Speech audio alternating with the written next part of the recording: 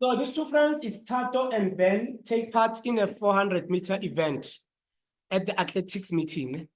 There are 8 lanes. So very important, we should start to build our data to say all in all there are 8 lanes. But now there are 2. Doesn't mean the people who are going to be participating, there are 2. No? It's just that they are friends. We have 2 friends. And then all in all, we have 8 lanes. 1, 2, 3, 4, 5, 6, 7, 8. Probably we should have seen this when we are busy running. There was one lanes. We know it. Yeah. Right. So they say calculate the number of arrangements. So we can calculate the probability, we can calculate the number of arrangements. Those are 2 different things. No? With probability, you always have to say the probability is how many ways can the event occur all over the sample space. With how many arrangements, you simply just count how many different ways can that thing occur. So they say which calculate the number of arrangements in the starting lineup if Tato and Ben are placed next to each other. So we want Tato and Ben to be placed next to each other. Now, yesterday when we advised each other, you said to me, Marasa, why don't you put a bigger block here? When you put a bigger block, you tell them, I still have to arrange whatever is inside the bigger block, but I'm going to start inside. Now, we have 2 people here, which is Ben and Tato. They want to be together. Yes. Since they want to be together, you can say, don't put them here at the beginning. I've seen it becomes a mistake there. So we can rather take these 2. We can take Ben and Tato. Yes. So we have Ben, and then we also have what? T. But we could have had T and B. And B. So how many ways can this occur? It can occur 2 factorial ways. Yeah? Yes. But when we go inside the block, how many things do we still have to arrange inside the block? We have 1, 2, 3, 4, 5, 6, 7. Yes. All in all, we started with 8. We made, no, there's 7. How many things do we still have to arrange inside the block? How many things are still moving? Remember, Ben and Tato, they don't have to be here where I put them, but they just have to be together. They could be Ben and Tato here. They could be Ben and Tato here. So that is why I'm saying when we go inside, we count them as one. The only thing that we have changed is just to count them as one thing. But how many things do you still have to arrange? It's 1, it's 2, it's 3, it's 4, it's 5, it's 6, it's 7. So all in all, there are going to be 7 factorial ways in which we can arrange them. So what is going to be the answer of number 1?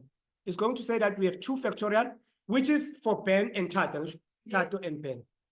And then after that, it's multiplied by how many things do you still have to arrange? You see the mistake here. The mistake is that let us say 6 because you've used the 2. But you assume what Ben and Tato, they don't have to move. They can also move, but they are moving as a pair. That is why we're making them to be 1. Does it make sense? And then hence I said, you see what, it's easy for a learner to do this. I've seen this. If I put Ben and Tato in the beginning, I said this is Ben and then this is Tato here. And then I do this. Most of the time, learners, when they come, they say it's 1, it's 2, it's 3, it's 4, it's 5, it's 6. And then it makes sense. But you are not fixing them. They're not supposed to be in the first lane, first and second lane. They can be anywhere. So when you count them, but you count them with you don't count 1, 2. You count them as 1. Because they want to be always what? Together. We're fine then. Okay, that was number 1. Ben and Tato are placed next to each other. They say Tato and Ben are not placed next to each other. So number 2, we're not looking for them being placed next to each other. We're looking for not placed next to each other. Yes. Huh? Yeah, 1.1 it's 7 factorial. What is the answer? Give me the answer about that. It's 1, 0, 0, 8, 0. Like this? Yes. Okay. So these are the number of arrangements that we can have when Tato and Ben are next to each other. Everyone is happy then. So we want the number of ways in which they are not going to be next to each other. Now they are not next to each other. So we said the easiest way to calculate it is to actually say, okay, we know how many ways they can actually be with each other. And then how many different arrangements do we have in total? Regardless of whether they're together or they are not together. We want to check how many different arrangements do we have. 8. You say we have 8. Yes. 8 factorial, not 8. Yes. So we're going to say, number 2. We have 8 factorial ways in which we can arrange these people, regardless of Tato and whatnot. We have 8 different ways, 8 factorial ways in which we can arrange them. What do we get for it? 40. It's 40, 320.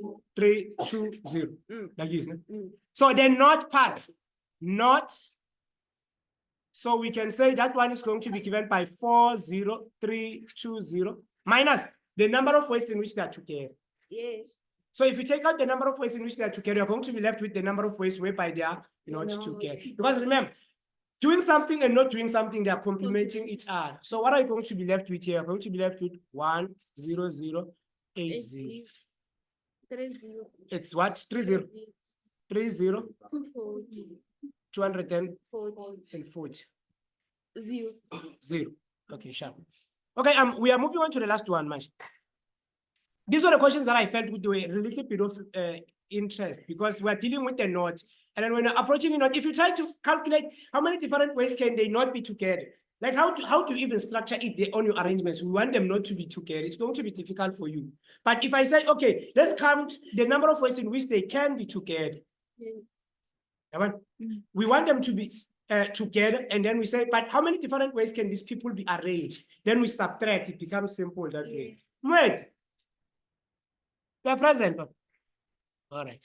Let's go to number 3. Tato is placed on line 1. Yeah? And then pen is not placed next to Tato. Yes. You heard me. So pen, where's pen? Pen shouldn't be anywhere next to Tato. Ne? But where's Tato? Tato is supposed to be in what? In line 1. So we can put pen anywhere except next to Tato. So even this one, we see it's a knot. Let's suppose we do it this way. We try to do it this way with number 3. I'm thinking something like this. Let's try to do it when they are together and Tato is in line 1. I'm sure we can put Tato in line 1. And then look at this. On number 3, I will say something like this. We have 1, 2, 3, 4, 5, 6, 7, 8. So we put Tato in line number 1. This is Tato. Now, if we want them to be together, because remember, they shouldn't be together, but Tato must be in what? In line 1. So I can put pen here. Now they are together. And there's no any other way they can be together because as long as Tato is in number 1, there's no way which I can put pen next to Tato unless they are number 1 and what then and number 2. How many Tato do I have? Like pen can't go to number 1. Hard. Pen can't go to number 1 because Tato must be in number 1. It's placed in line 1. Now, how many things can I still arrange? I can't arrange pen and Tato. Those two are fixed like that. It's Tato, it's pen. How many things do I still have to arrange? It's 1, it's 2, it's 3, it's 4, it's 5, it's what? It's 6. So they can occur 6 factorial way when Tato and pen are together and Tato is in line 1. Yes. Number 1 and number 2. Number 1. They are moving. They don't have to be in the first place. They are not fixed. They can move as an object, and then it can be pen, it can be Tato, it can be Tato, it can be pen. With this one, they said Tato should be in line 1. And then pen, because we want them to be together, pen should be in number 2. There's no, if I want to put pen next to Tato, I can't put pen in number 8. Because already Tato is in what? Is in number 1. So if I want them to be together, it means I should come and put pen next to Tato. And they can't move because Tato is, remember the condition is saying Tato is supposed to be in what? In number 1. So the others can still move. They can be another person next to Tato. They can be, but pen, Tato, fixed.